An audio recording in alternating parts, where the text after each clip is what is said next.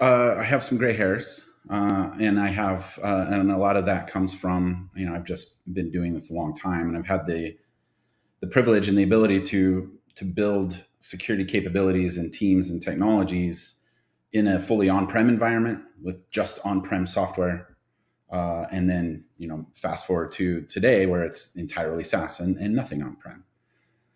So in each one of those models, you have the same kind of choice with people. My very first team was much smaller, and we could handle the security volume of traffic and log traffic with a fully in-house team. And given the market that you might be hiring within, that's possible or it's not possible. As that team grows and different skill sets are required, it becomes challenging to hire a pretty niche skill set in a tier 2 or tier 3 market. And then, remote work adds another variable to this. So for some teams, as they go through those growing pains, may not be able to staff a completely in-house team to do this work. Or they might find that even if they can't hire, it's very expensive. And it adds a lot of overhead in terms of training pipelines and how do you keep people progressing along a career path. And there's a lot of overhead in posting a job description and interviewing and hiring. And so if you're willing to pay that tax that comes along with having an in-house team, that might be the right answer. And it might be so strategic to your program that it makes sense to pay that extra tax. Fine. Then there's room for a hybrid model where maybe it makes sense for the organization to leverage labor from a different geo, from a location perspective, or from a vendor or contractor, where you can offload some of that overhead of hiring and firing and kind of keeping people rotating through along their career journey, but maybe keep that at a particular skill set from a leveling perspective. So we often think in terms of level 1, level 2, level 3 in terms of growth.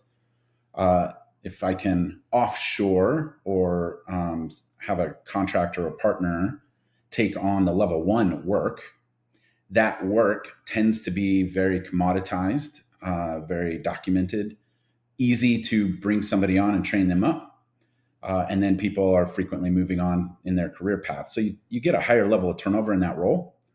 So it might make sense for me to ask a vendor to manage that turnover, but I still keep a level 2 or level 3 team in-house.